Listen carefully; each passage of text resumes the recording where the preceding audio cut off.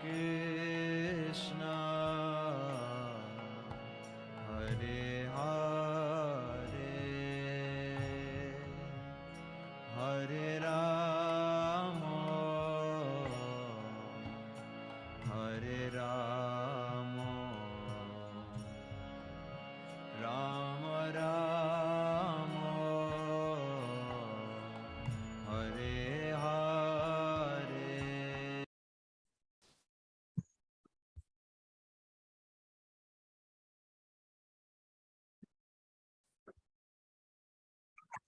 Hare Krishna, dear devotees, please accept my humble obeisances and special prayer. I welcome everyone to His Holiness Candramauli Swami Maharaj's daily call. Hare Krishna Maharaj, please accept my humble obeisances and special prayer. Maharaj, are we continuing Srimad Bhagavatam today, or are we doing any other topic of I guess today is the disappearance day of Srila Bhaktisiddhanta Sarasvati Thakura. So I was just wondering. We will speak a little bit about Bhaktisiddhanta. Yes, Maharaj. So do you want me to share any words, or just stops the screen sharing? Let me think what verse would be good. Now we can put his pranam mantras up. Yes, Maharaj, I'll find it out and I'll do that once again.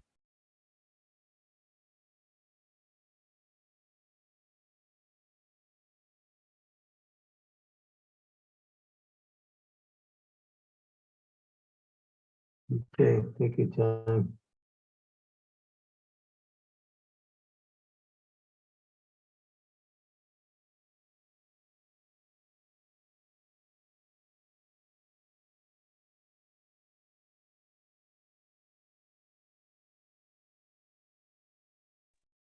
Yes, Maharaj, here it is. Okay, 1 minute. The meeting was yesterday? Yes, Maharaj, it was yesterday right after your daily call. Oh, my daily call was 6:30 to 7:30 yesterday, because we had a special Central Jersey program. That's right. They were saying your class was still going when we started. It started at 9 a.m. Eastern, 2 p.m. Eastern time. Sorry to hear that. Let me call you after today's call and give me a little update about, or summary about what happened. Sure. I'm trying to get on the class right now as well. Okay, thank you. Om Vishnu Padaya Krishna Prasnaya Bhutale Shri Bhakti Vedanta Swami Iti Namine. Namaste Sarasvati Deve Gauravani Pacharine Nirvisesa Sunyavari Pastyatya Satarine.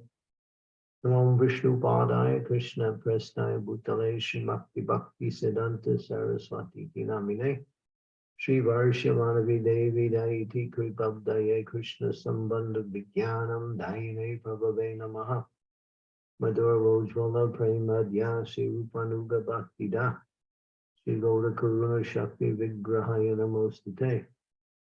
Namaste Gauravani Shri Murtaya Dinatarine Rupanuga Virurapa Siddhanta Tvanta Harine.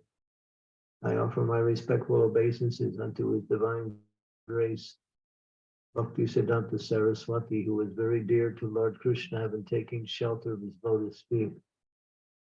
I offer my respectful obeisances unto Sri Varshavanavi Devi Daitya Das, who is favored by Srimati Radharani, who is an ocean of transcendental mercy and a deliverer of the science of Krishna. I offer my respectful obeisances unto you, the personified energy of Sri Chaitanya Mahaprabhu's mercy, who delivered devotional service which is enriched with conjugal love of Radha and Krishna, coming exactly in the line of revelation of Sri Rupa Goswami. I offer my respectful obeisance unto you who are in the personified teachings of Lord Chaitanya, who are delivered of the full fallen souls, who do not tolerate any statement which is against the teachings of devotional service, enunciated by Srila Rupa Goswami. So here we have the pranam mantras. There's three of them, of Bhaktisiddhanta Saraswati Maharaj.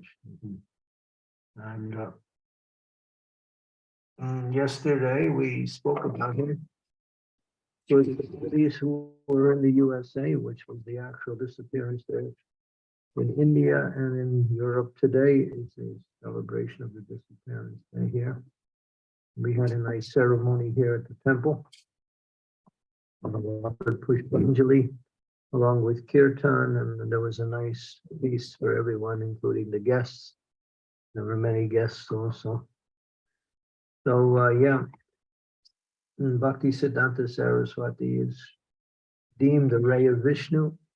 He came to enunciate Lord Chaitanya's teachings during the time when so many asampradayas or followers, so-called followers of Sri Chaitanya Mahaprabhu, were claiming to be allegiance to his teachings and followings, but they were quite the opposite.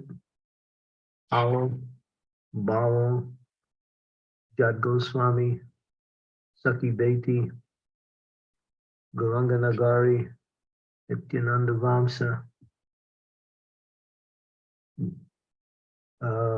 Let's see, that's just a few of them. There are 13 Asampradayas that were quite prominent at the time of Bhakti Vinod Thakur and also Bhaktisiddhanta Saraswati. And here we see in his last mantra here, he didn't tolerate any teaching statements against the teachings of devotional service by Srila Rupa Goswami. He was called the Lion Guru.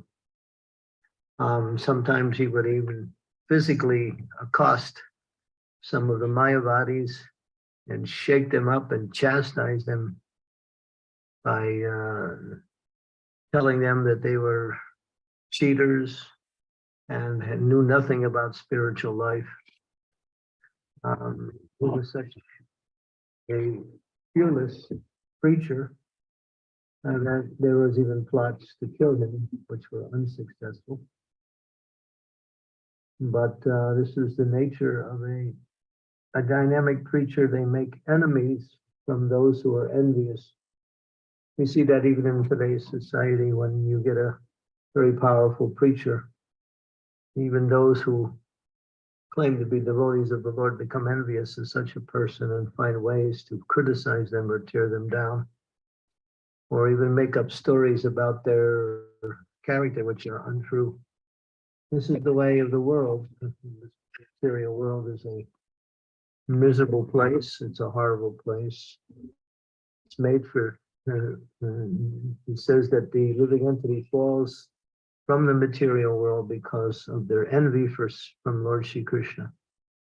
And then they keep that same envy towards each other, and the whole world revolves around that. Animals are killed because of envy. Wars are enacted because of envy. Enviousness is such a sick disease that creates a very deranged mind, or one will never be happy and always find fault with others. Bhaktisiddhanta Saraswati, Srila Prabhupada tells one story that Bhaktisiddhanta Saraswati wanted to illustrate a particular point. And the point was there were 4 types of people, and there was one great soul. He had the power to bless. So the first type of person that he blessed was a prince. He said to the prince, "My blessing to you is live forever, do not die." The second type of person was the brahmachari. He said to the brahmachari, "My blessing to you is die immediately." The third person was the self-realized soul, the sadhu, the great sage. My blessings to you is you may live or you may die. And the last person was the butcher, one who kills the animals. He said, My blessing to you is don't live, don't die. So then Prabhupada explains the meaning of the blessings. For the prince, he blessed him live forever. You're enjoying royal happiness right now. You have wealth, you have surrounded by others, you're getting some prestige, sense gratification. So live forever. If you die, you will go to hell. So therefore live forever. That's my blessing. To the brahmachari, he's eating khichdi, he's sleeping on the floor, he's performing so many austerities. Therefore, my blessings to you is die now and gain the benefit of all your austerities and achieve the spiritual realm. To the sadhu, he says, you may live or you may die. Because if you're living, you are happy, engaged in devotional service. And when you die, you will go back to the spiritual world. So you either live or die. And to the butcher, he said, don't live, don't die. Your life is hellish right now. You're surrounded by violence all the time, killing animals. So don't live. And if you die, you will also go to hell. So don't live, don't die. Now, these four types of people illustrate people in the material world. How ultimately they are surrounded by their karma, and therefore death for some of them is a benediction, death for others is an entrance into hell. And for some, life for some of them is difficult and full of hardships, and for others life appears to be nice because of sense gratification available always. Bhaktisiddhanta used to tell that story to illustrate these four types of people. Bhaktisiddhanta Sarasvati was eager to preach Krishna consciousness around the world. And he sent his devotees to different places around the world. Some of his lady sannyasis went to London, others went to France, some went to Germany, and some went to a place which we now call Myanmar. At that time it was called Burma. So he sent these preachers to different places, and they all came back with really not much results. They simply met a few people. In London, they established a little center that didn't last for very long. Met some important people, but ultimately nothing was established. But in 1922, the famous meeting between His Divine Grace, Bhaktisiddhanta Saraswati, and a college dropout whose name was Abhay Charan, who recently had gotten married. He gave up his educational career because he was a follower of Gandhi, and Gandhi was protesting anything British. So it was fashionable to not to accept one's diploma from the universities as a protest against the British rule in India. And that person, one person that was His Divine Grace, later became the founder of Charya of the Hare Krishna movement, Srila Prabhupada. But he met his spiritual master. Prabhupada tells how he was not so much interested in sadhus at the time. He felt that sadhus, they were all very pretentious and cheap. He said when he was a young boy growing up, his father would entertain sadhus all the time. He said always there were 2 to 4 sadhus staying at his house. And his fathers would always provide them with food and other amenities that they wanted. But he could see as a young boy that these sadhus were not very advanced. They were more like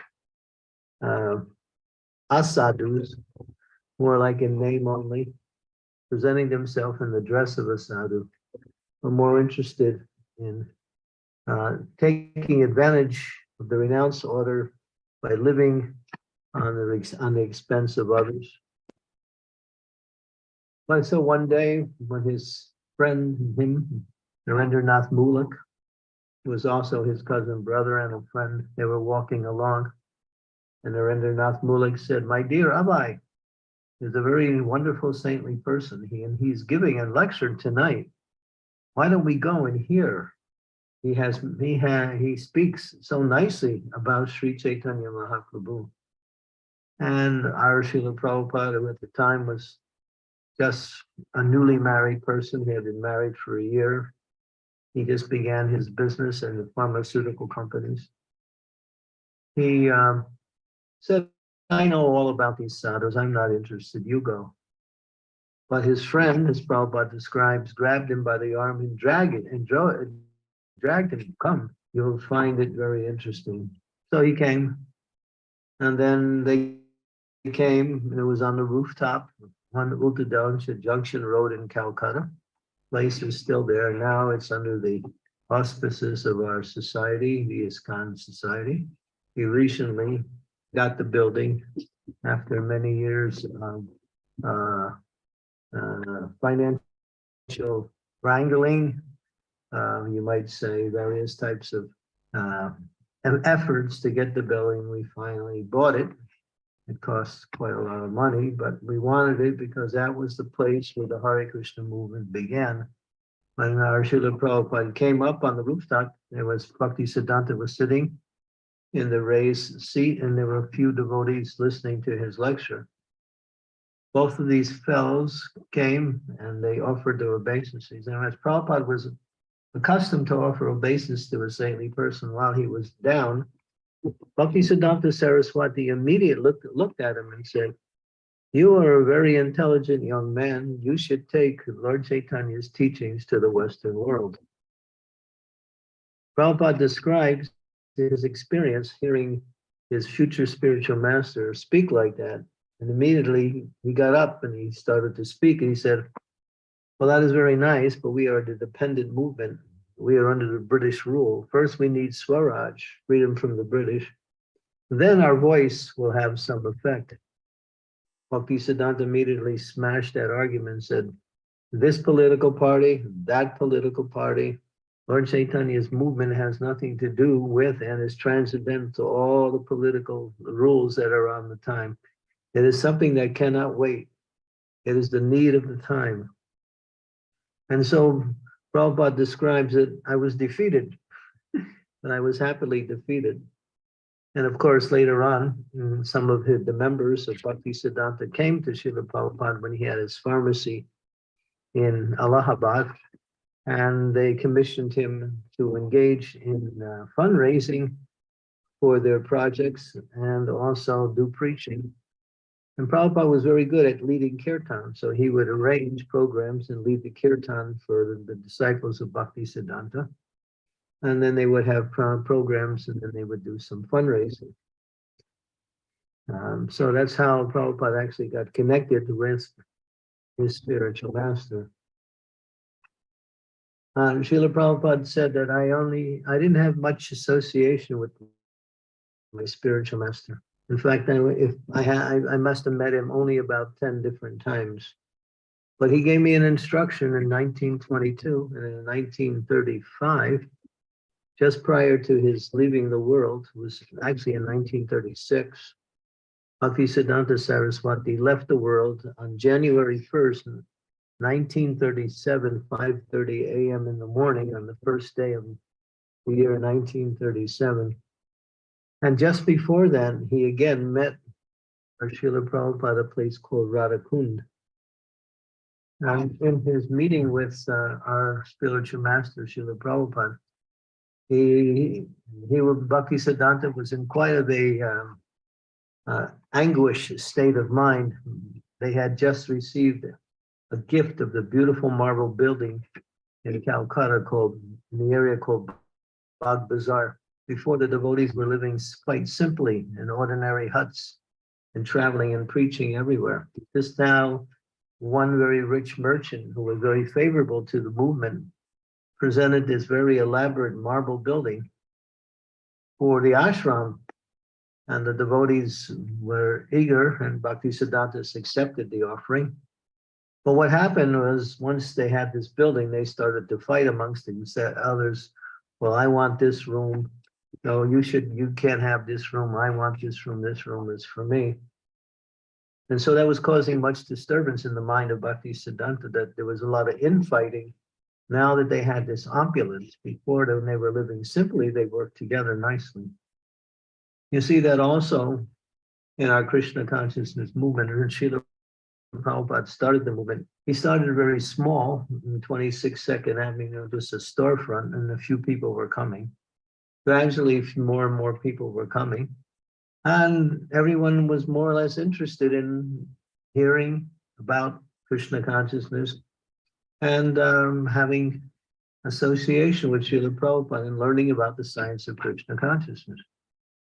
But as the movement got bigger and bigger, and temples started to open up, and more devotees came, and more projects came, then there was less and less cohesion amongst the devotees, and more infighting. And that was also the history of our movement. Prabhupada had to deal with that, but he was very good at dealing with that, and somehow he kept things moving along. And now we are without the personal presence of Srila Prabhupada, but we still have his instructions. So Bhaktisiddhanta Sarasvati told him in 1936 that if you ever get money, print books. Print books, because this is called the Brihat Mridanga, the printing press. Books can go anywhere and everywhere. It was books that opened, was one book, one Bhagavad Gita that opened up the entire Russian yatra, which is the biggest yatra of devotees outside of India in the present day ISKCON world. And there have been many examples of books going into the hands of people who had never met devotees. I have personal experience with that, with preaching in jails. A lot of times we get Prabhupada's books into the jails in different ways, and people become Krishna conscious and interested in practicing devotional service simply by coming in contact with Srila Prabhupada's books. So Bhaktisiddhanta Sarasvati gave the order, and Srila Prabhupada made that one of his main focuses for preaching: distribute my books as much as possible, especially Bhagavad Gita, which is the basis of the understanding of the practice of Krishna consciousness. And Bhagavad Gita, Prabhupada's Bhagavad Gita is glorious when you read it, the way it is presented in such an interesting and very systematic way, where everything is done so ideally. In Bhagavatam, the purports cover a lot of different subjects, and there isn't so much systematic knowledge given in a progressive way in the purports, although it's there to some degree. But in Bhagavad Gita, it's very systematic, very understandable, and full of logic, reason, and strong spiritual foundation spoken by Krishna and explained by his pure devotee. Bhagavad Gita is the best book for distributing Krishna consciousness. Of course, Srimad Bhagavatam is also there, Vector Devotion, Chaitanya Charitamrita, but Bhagavad Gita is the foundation for reaching the conditioned souls with this message of Krishna consciousness. So now we're in the midst of the December marathon, where devotees are going out in different places. Many temples are on minimum amounts of manpower, where the entire temples are going out, distributing books, traveling everywhere, and staying out for the entire months, traveling, preaching, living in vans, going to different places and giving classes, and also distributing books throughout the day, doing Harinam also. And the temples are being managed by skeleton crews in order to keep the deity worship going and the activities of the temple going. And so we see that there's a great sacrifice all around the movement now in order to distribute Srila Prabhupada's books. He wanted that And the Christmas marathon seems to be an ideal opportunity to focus on that, because it's a time where people want to spend money and also look for gifts for their friends, relatives, and others. So this is the perfect gift. We were saying that there's one devotee in our movement. His name is Mahotsava. He preaches in America. He does almost 4,000 books per day, which is phenomenal. He does whole sets of Bhagavatams on the street, meeting people. He is highly empowered to distribute books, but that empowerment is available to each and every person who devotes himself to distributing Srila Prabhupada's books. One time there was one girl. She was in Mumbai. She was one of the main book distributors in Mumbai. And I was sitting in Radha Gopinath temple the next morning when they were reading the book scores. And then they read the scores from the previous day. And they mentioned her name. And they gave her the score for the day. She distributed 12,000 Bhagavad Gitas in one day. 12,000. I was shocked to hear that, but then I learned the details.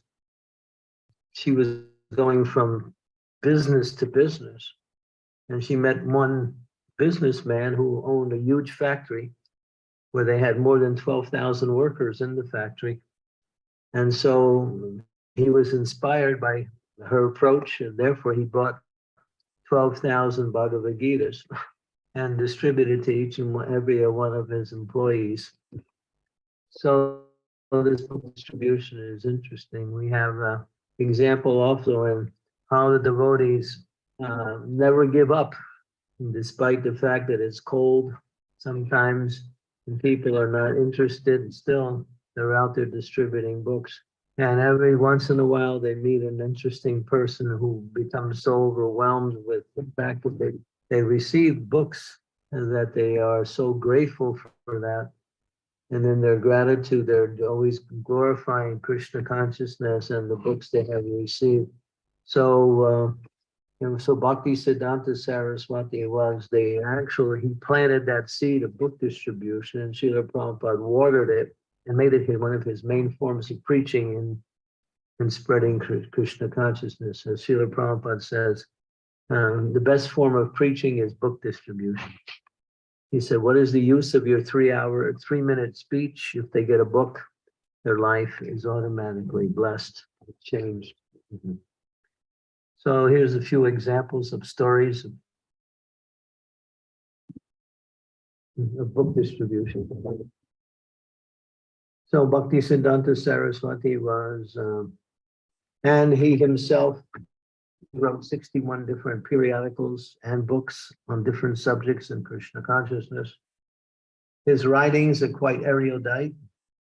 One book that was available to us was Brahma Samhita, where Bhaktisiddhanta Saraswati took the text of Brahma Samhita, which are the verses spoken by Lord Brahma to Lord Krishna in his ecstasy after meeting Krishna. And in those verses, it goes deep into the philosophy of Krishna consciousness. So the devotees in the ISKCON movement, when they came across Bhaktisiddhanta Saraswati's purports, they couldn't understand it. And they were trying, but they couldn't. And then they said to our Srila Prabhupada, your Guru Maharaj has written nice purports, very erudite language, very deep in philosophical teachings. We can't understand them. Can you write a commentary or an explanation on your Guru Maharaj's purports? Prabhupada said, no. He said, you read it over and over and over again. Just like sometimes people say, well, yeah, I read Bhagavad Gita. I read Srimad Bhagavatam. But that doesn't say anything. How much do you actually know?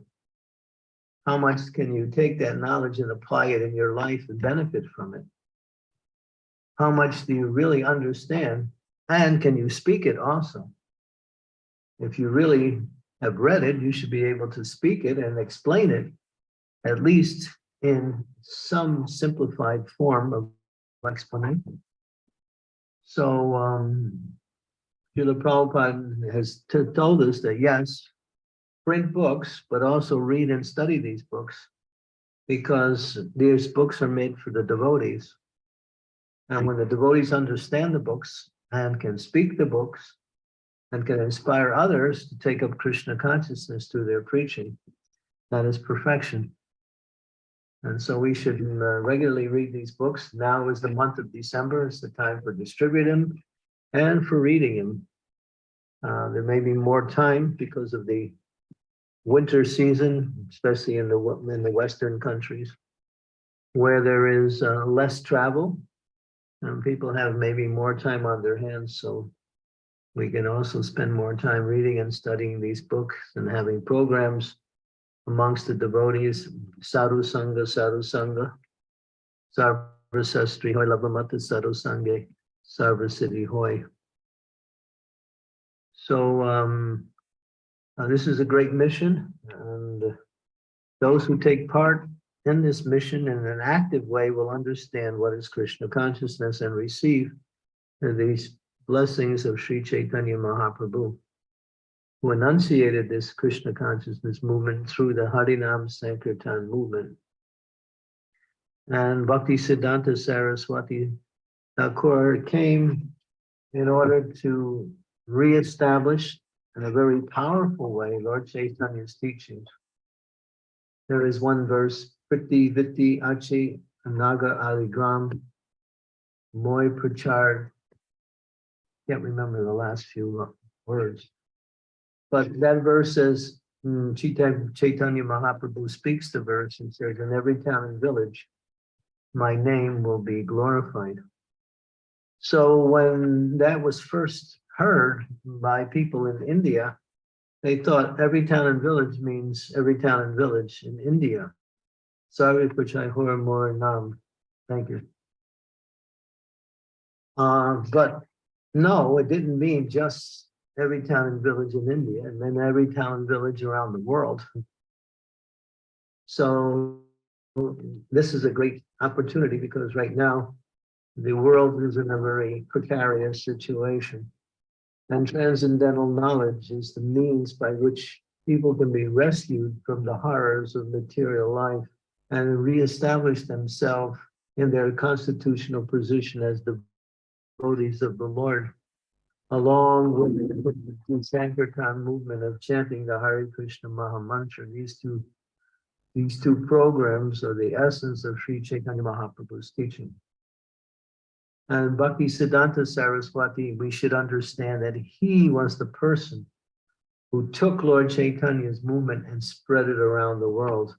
Although our Srila Prabhupada personally did it, and it was inspired by and enunciated by Bhaktisiddhanta Saraswati. So he is that person who was the force behind the spreading of Lord Chaitanya's teachings around the world. And he, as we mentioned earlier, he designated some of his leading sannyasis to preach in different places around the world. But it was only our Srila Prabhupada who was actually successful, because he took the instructions of his spiritual master as his very life and soul. It says, Yasya Devi Para Bhaktir Yata Devi Tata Guru Tasyaita Kartate Yata Prakasananda Mahatmanaha. Those who have implicit, the word implicit, faith in both the spiritual master and Krishna, then all the teachings of all Vedic knowledge are automatically revealed into the heart of that person. In other words, one who has complete faith in the words of the spiritual master and lives to execute those words, they know the purports of all Vedic knowledge. They are the recipients of transcendental knowledge, even though they may not study the books and have complete understanding of all of the intricacies of devotional service, because they have that complete faith and they live according to that faith, then Krishna within the heart gives them transcendental knowledge and awakens within them devotion to himself. So Bhaktisiddhanta Sarasvati was a vanguard in bringing Lord Chaitanya's teachings. And it wasn't easy. He was the pivot that changed the force of where the world was going. And Srila Prabhupada was very intelligent how to execute the mission. As he made devotees in the Western world, he brought them back to India. And the reason why he did that is to show the people in India that you are now chasing after the ideals of the West, and here are devotees. There are persons who grew up in Western countries, and they've given up all of that. And now they're taking to chanting, dancing, and becoming what we call intelligent Vaishnavas. And so Prabhupada wanted to show the people in India that don't give up your culture, don't give up your religion for the pittances of material life, such as Prabhupada says one time when he was in New York, he met one Indian boy, and he came to one of Prabhupada's lectures, and Prabhupada was speaking. Later on, he spoke to Prabhupada. He said, Swamiji, what you're saying is very nice, but now we need technology. We need technology. And so Prabhupada said, yes, this is the poison that the West has given. And now technology seems to be more important than one's relationship with the Supreme Personality of Godhead.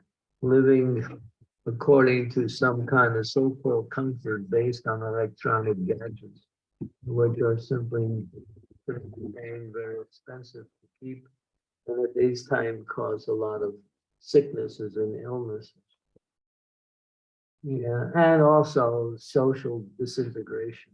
That's the main thing that technology has been expert at, disintegrating people in a social way, and keeping them away from each other in the media of some kind of electronic gadgets.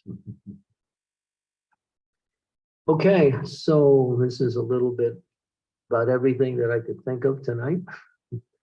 We covered as much as I could think of in Bhaktisiddhanta Saraswati's life. There's much more.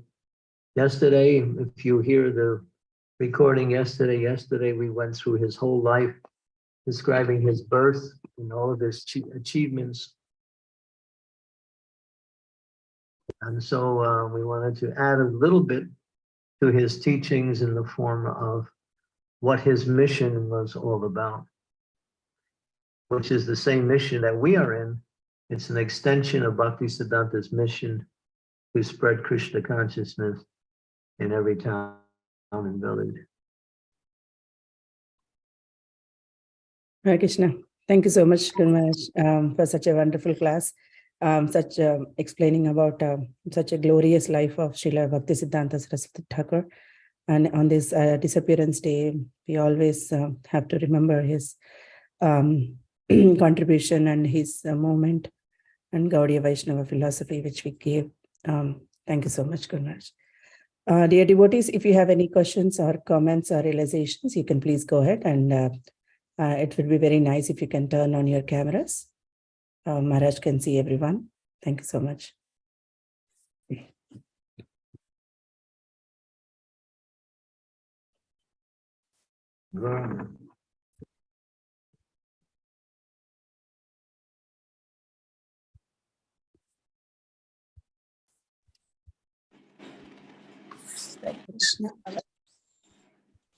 Yes, Mataji, you have a question?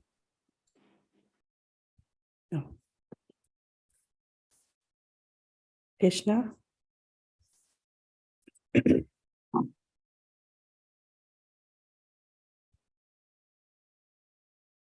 Himati?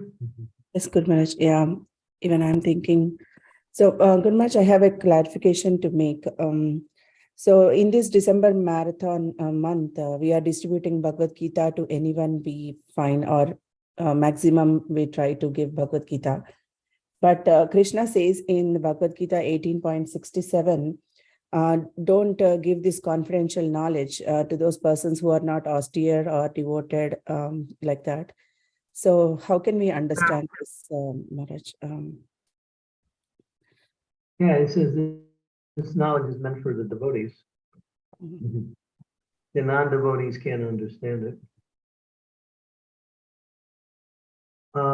Those who are not devoted, those who are not austere. But in preaching, we take a chance and distribute this knowledge in a very simplified way. We don't preach so much the glories of devotional service, but we inspire people to take up this knowledge by reading these books and by chanting the Hare Krishna Mahamantra. And we stress the importance of how they can free themselves from the sufferings of material life if they sincerely understand more about God and their relationship with God. So we keep it simple. Krishna is talking about more confidential knowledge, and that knowledge which cannot be understood unless people are actually engaged in devotional service.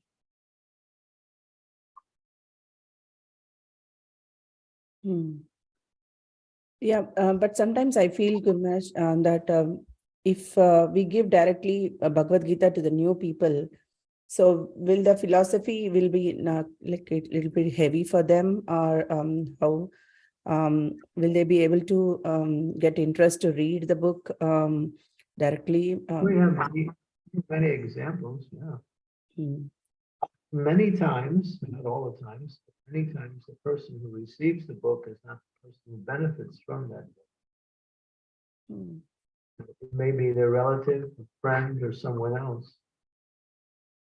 I can give you two interesting stories. One I was directly involved with was in Chicago, wherein one young man, hippie type of person, came to the temple, and he met me and said, "Please take me to New Vrindavan." I said, "Oh, how did you hear about New Vrindavan?" He said, "Oh, well, actually, many years ago, my father was cleaning out all his old books, taking it to the bookstores. As I think in America, they have this policy that they buy used books for $1 or $2, and they resell them. So he was carrying out boxes of books, and then this hippie boy saw his father carrying out one box, and on the top there was the Bhagavad Gita. So he became curious. So he asked his father, "Can I have that book?" So he gave it to him. And he read it halfway, and he was really inspired. And then he wanted to meet the devotees, he wanted to learn more, but there was no contact. So after some time, as he describes, that he was walking along the street one day, and one book distributor came and started to talk to him, and then he was happy to meet that same people who were representing the book that he had received. So he said, "Do you have a temple here?" They said, "Yes." They gave the address. So he came to the temple. And being inspired simply by reading the Bhagavad Gita, I actually drove him to New Vrindavan after some time, and he joined there. Later on, he received initiation and became a full-time devotee in New Vrindavan. So this is an example, and he didn't receive the book, but his father did. This is how he came across the book. There's another story where this was in Italy. In Italy, the devotees go by the train stations, and when the trains stop to let the passengers on and off, It stops for sometimes between 5 and 10 minutes to do that. So the devotees run onto the trains and try to distribute books during that time. So one girl, she went onto the train, and there was one man she approached, and he was quite angry that he was approached by her. So he became a little rough. So he grabbed the book out of her hand and he pushed her, and she fell outside of the train. And then, of course, the train took off. So later on, this same man, he kept that book and he put it in his personal library. Later on, he came down with cancer and he was dying from terminal cancer. So he was looking for some kind of spiritual solace. And so he went to his library looking for the Bible, but he couldn't find the Bible. But he found that book, which that he took from that girl. I'm not sure what it was, Bhagavad Gita or Srimad Bhagavatam. And he started to read it, and he read the whole thing, and his whole mind became changed. Fortunately, in the back of the book, there was an address, and he was still in Italy, so he went to that address, and he knocked on the door, and lo and behold, the same girl that he pushed out the door answered the door when he came to the door. And when he saw her, he fell flat on the ground in full dandavats and said, "I want to become a devotee." So this is an interesting little episode, how these books, we don't know where they're going to wind up, and we don't know who they're going to affect like that. I first came in contact with the devotees in 1970, when I received the Back to Godhead magazine, and one little pamphlet describing some articles that Srila Prabhupada wrote. And I just took the little booklet and the Bhagavad Gita, and I put it in my dresser drawer, and I left it there. 2 years later, I somehow or other came across it again. And then when I read it at that time I became a vegetarian simply by reading that. And I had given up all kinds of abominable eatings. And then right after that, somehow or other again, I met the devotees in New York. And so you never know where these, how these books are going to affect people. Thank you so much, Maharaj, for sharing that. Even I was, for us also, the same thing happened. Somebody knocked our door and gave Bhagavad Gita 4 or 5 years back before coming to Krishna consciousness. I just kept it with me, one Japa Mala and also Bhagavad Gita and small books, 2 or 3. So we took, and so yeah, thank you so much. That helps. Yeah, definitely Krishna's mercy is flowing. Yeah, people are ready to take, some people are ready to take, some are not, but we are trying our best to distribute more Bhagavad Gitas. Thank you, Maharaj. And I just want to share this, that our Dallas temple is number 10 on the whole world's list, book distribution list. So that's pretty good. There's a lot of competition out there. Yes, Maharaj. Thank you so much for sharing that. Yeah. Yes, Sridevi, please. Sorry, please. I was going to say that Prabhupada calls his books time bombs, and that in time it will have its effect. Yes, Maharaj, that's true. That's true. Thank you so much. Very wonderful stories. Thank you. Sridevi Mataji, please go ahead. Thank you. Dear Guru Maharaj, please accept my humble obeisance. Mataji, your voice is breaking. Can you switch off your camera otherwise? Glories to Srila Prabhupada and yeah, all glories to my internet is in and out, I apologize. My question is this: Srila Bhaktisiddhanta Sarasvati Maharaj said that we should be very strict with ourselves and very lenient with others. But speaking for myself, I find myself being very strict with others and very lenient with myself. So wondering how to actually follow this instruction to be strict with oneself and lenient with others.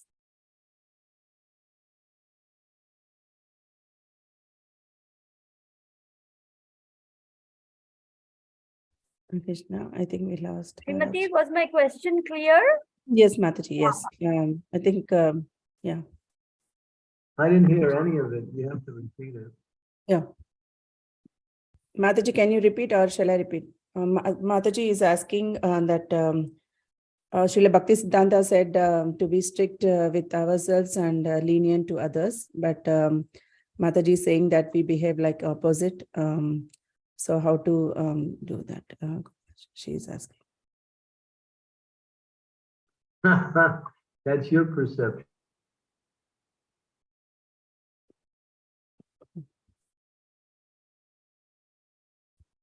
Maharaj, Hare Krishna.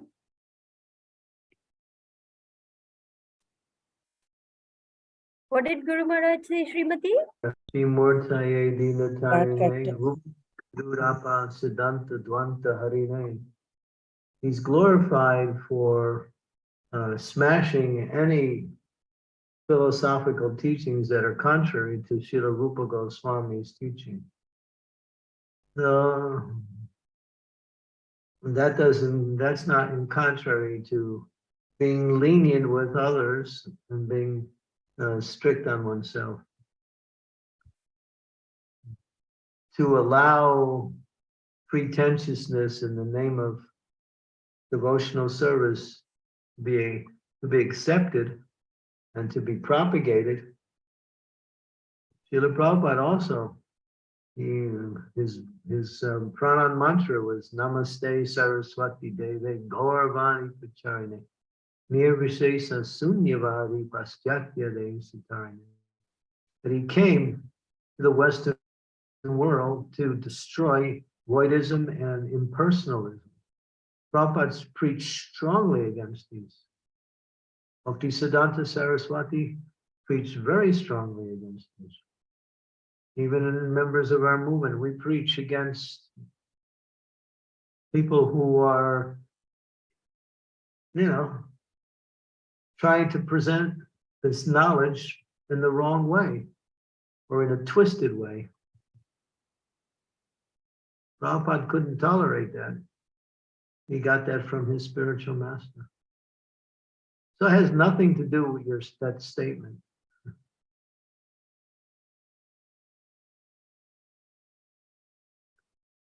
That is true compassion.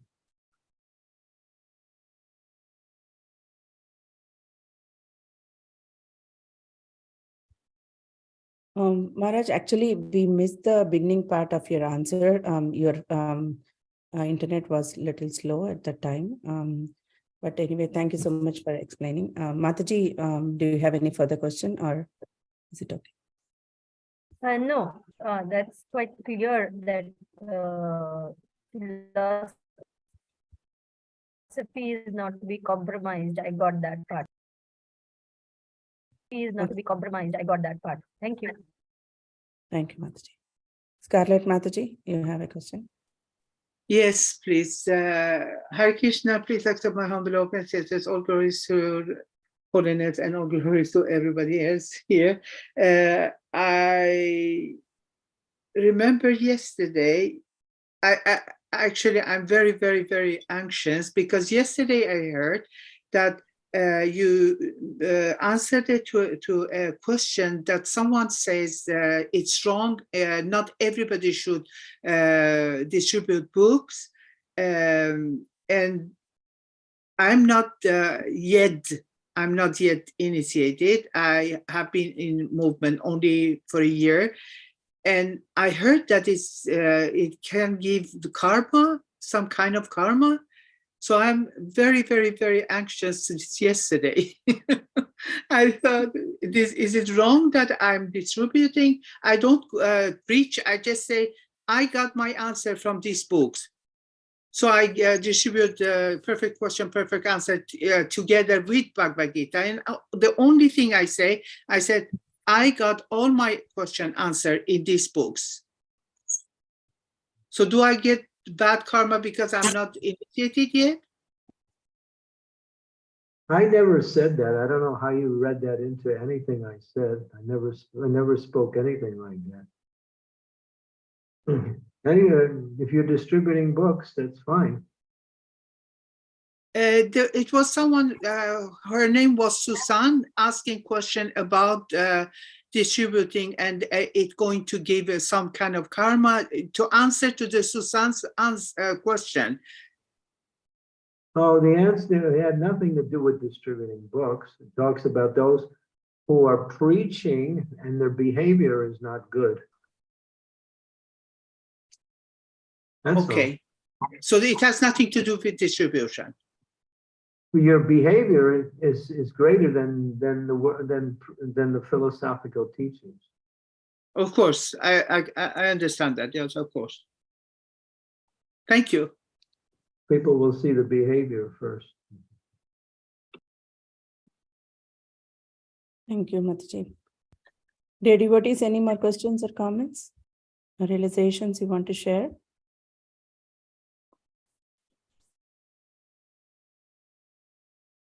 Does anybody out there read books? Nobody asks any questions. Yesterday too, nobody asked any questions. Today, nobody asks any questions. Nobody asks any questions.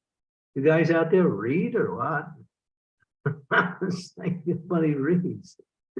If you read, you'll have questions. If you don't read, you won't have questions.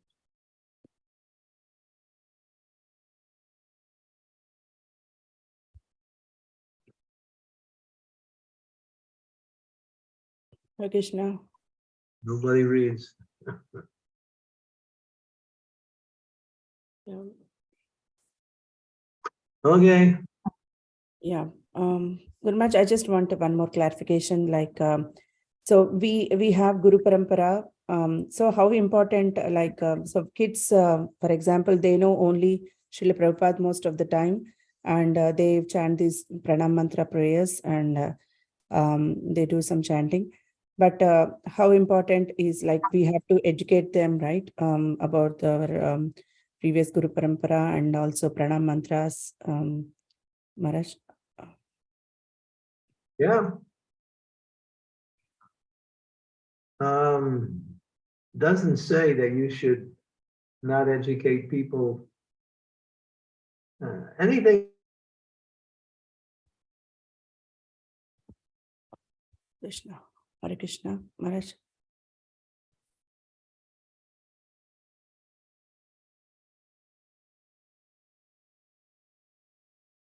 Hare Krishna.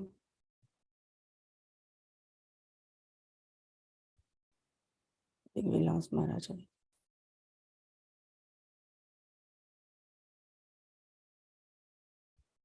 Hare Krishna. Hare Krishna, Hare Hare, Rama Rama, Rama Hare Hare.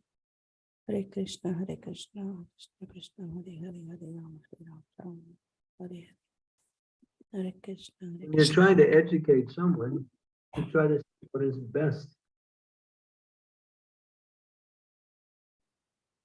for giving some benefit, you know. There's so many things you could speak about. Mm.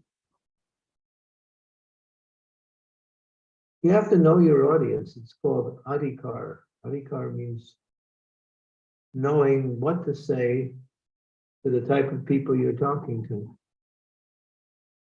Friends, family members, people in general, devotees.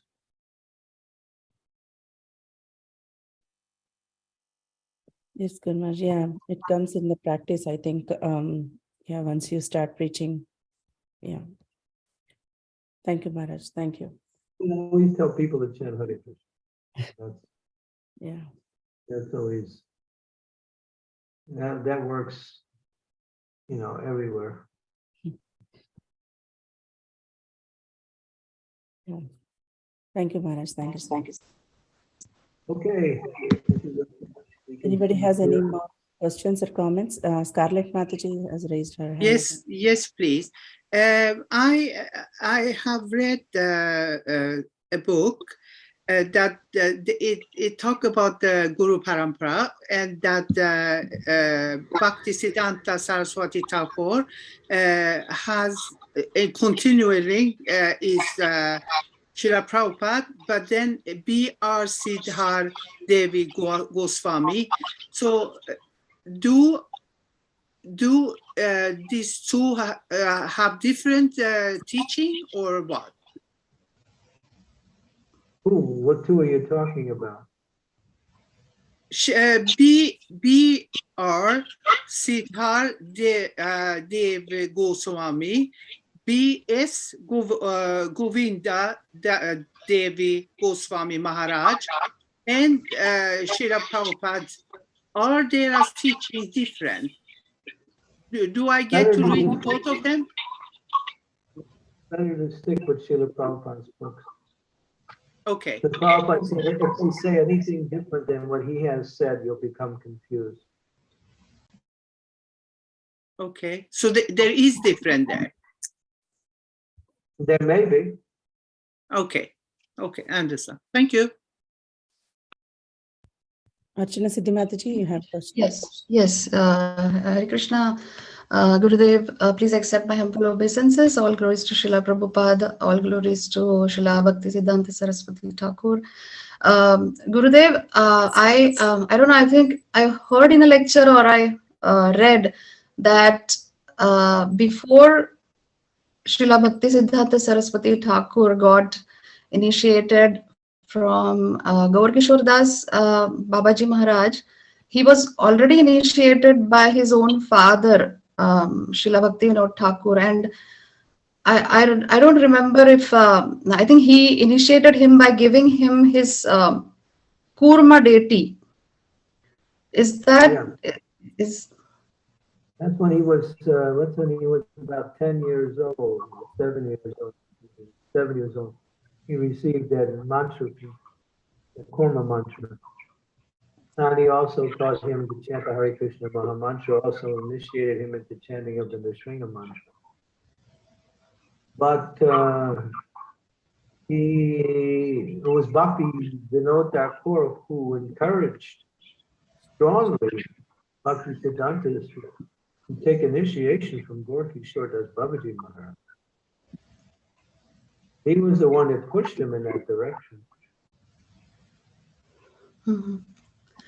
So is there a reason, Guru Maharaj, that Srila Bhakti Vinod Thakur wanted him to get initiated from Gaur Kishore Das Babaji Maharaj, who is actually Bhajananandi?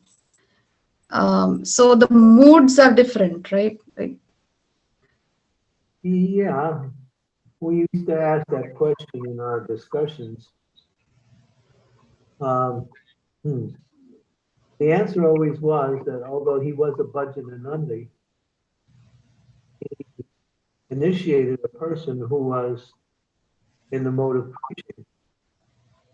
And therefore, you'll see that our line is a preaching line. Bhaktisiddhanta Saraswati is not Bhajananandi at all, he's Ghostanandi. Why did he choose Gaur Kishore Das Babaji Maharaj? Because at that time, hardly anybody was in the position to actually initiate into the Gaudiya Sampradaya. The Sampradaya was quite erratic and unstable at the time, and it hadn't really developed beyond a certain stage. It was actually Bhaktisiddhanta who really stabilized the whole Gaudiya Math. He actually began the Gaudiya Math.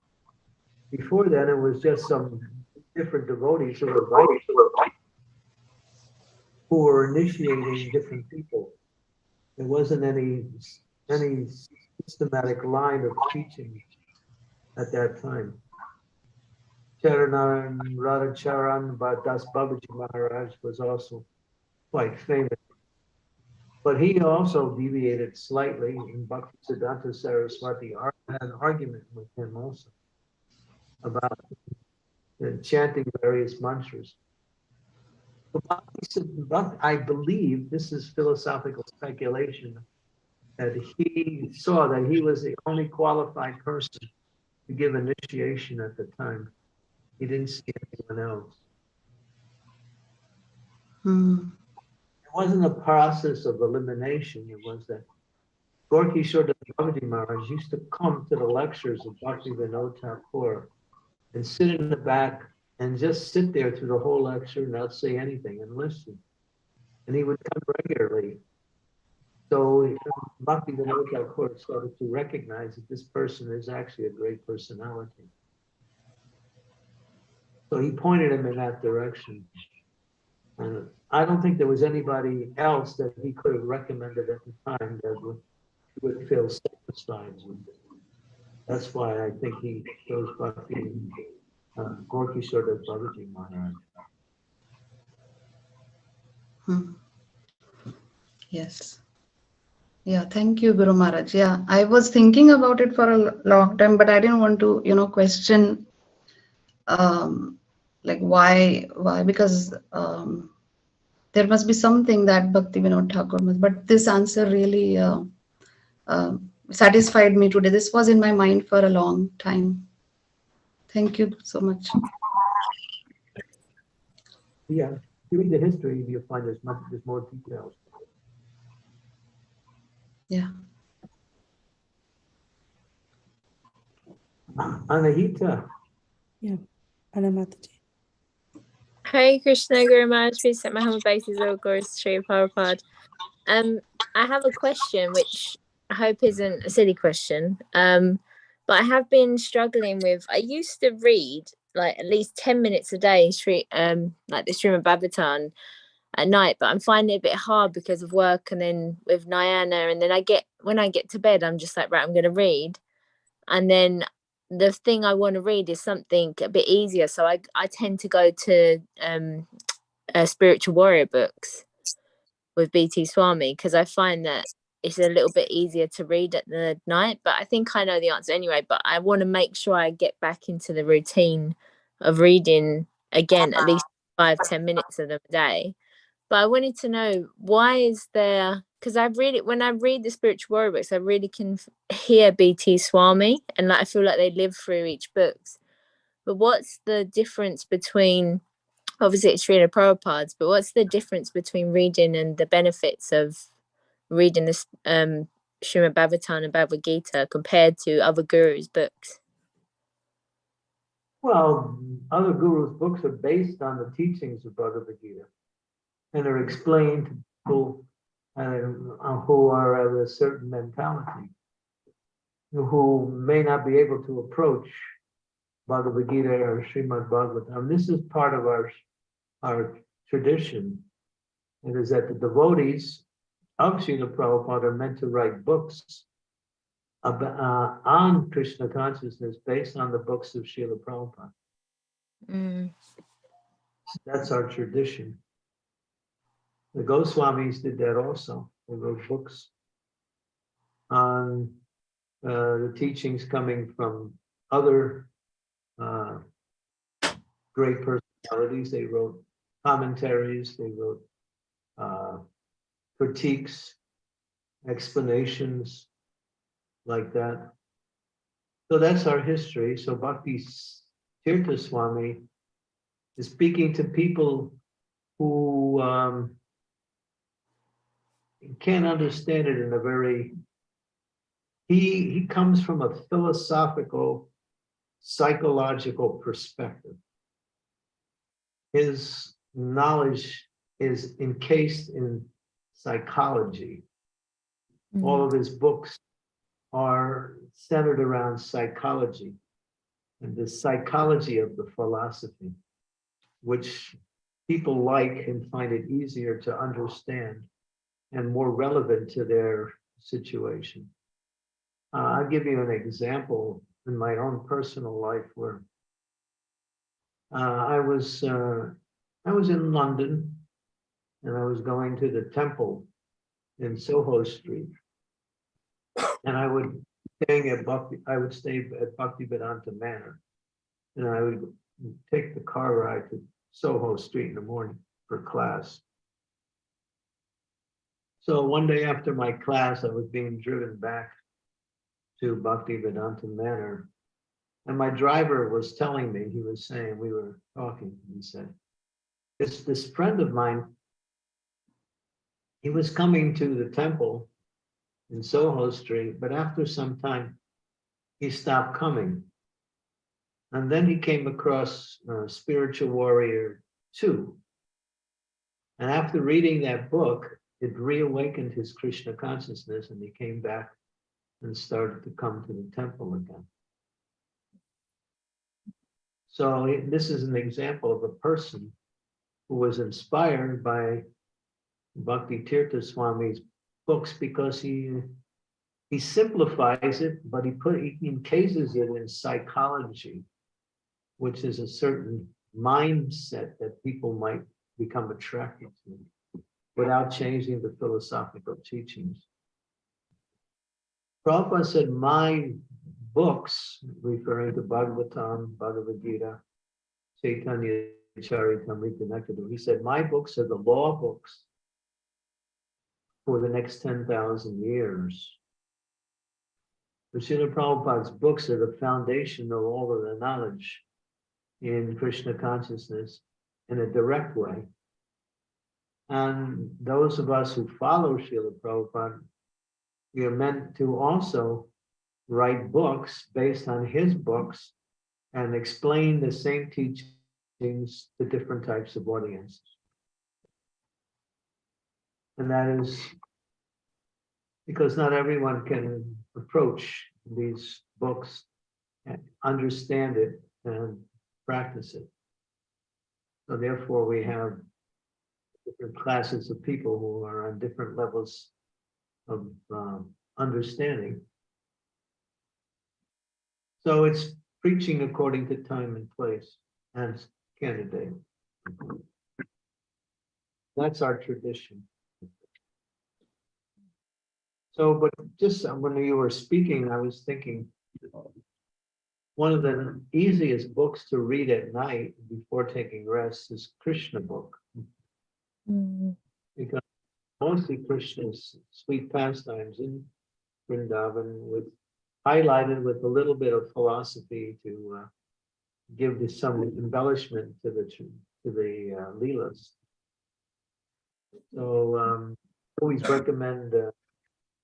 We used to always say hot milk and Krishna book. That's the way you end the day. Thank you so much, Guru Maharaj. Thank you. I would definitely do that. Thank you. Very good. Thank you, Mataji. Such a nice question. Thank you. Dear devotees, any last minute questions or comments? Okay. Okay, Maharaj, thank you so much for your wonderful association and nice talk about Srila Bhaktisiddhanta Saraswati Thakur. Thank you so much, devotees, for participating.